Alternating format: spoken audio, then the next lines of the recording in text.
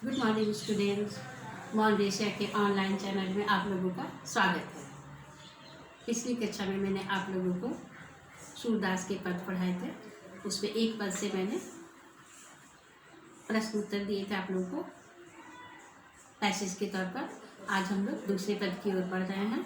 दूसरे पद पे जो है मन की मन ही मांझ रही, उस पद का प्रश्न आप लोग लिख लीजिए। प्रश्न, पहला प्रश्न, जैसा कि कवि और कविता का नाम लिखे हैं, इसे बार बार लिखने की जरूरत है, बस एक बार आप लोग लिख लीजिए और दूसरे बार में आप लिखेंगे। दूसरा प्रश्न का है, गोपियाँ किस कारण अब तक मन की व्यथा सह रही थी और क्यों? गोपियाँ किस कारण अब तक अपने मन की व्यथा सह रही थी और क्यों?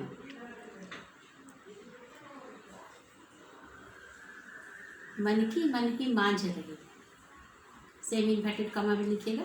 मन ही मांझ रही का आशय स्पष्ट करें। ये आपका ग का प्रश्न है। मन ही मांझ रही, इन्वर्टेड कॉमा में लिख करके ये आपका ग का प्रश्न का आशय स्पष्ट करें। मन ही मांझ रही का आशय स्पष्ट करें। घ, जोग संदेश ने गोपियों पर क्या प्रभाव डाला है? जोग संदेश ने गोपियों पर क्या प्रभाव डाला है? घ, वे क्या करना चाहती थी? अंगा, वे क्या करना चाहती थी और वहाँ से क्या हुआ? वो क्या करना चाहती थी और वहाँ से क्या हुआ है? प्रश्न च, अब गोपियों की दशा कैसी है? च, अब गोपियों की दशा कैसी है? अब हम लोग बढ़ते हैं अगले पद की ओर। अगला पद है, हमारे हरी हार्निल की लकड़ी। उस पद का प्रश्न ख आप लोग लिखेंगे। कौन किसके लिए क्या है और क्यों? कौन किसके लिए क्या है और क्यों? प्रश्न ग, गोपियों की दशा का वर्णन कीजिए। गोपियों की दशा का वर्णन कीजिए। ग,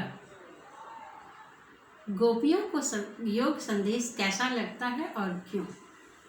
गोपियों को योग संदेश कैसा लगता है और क्यों?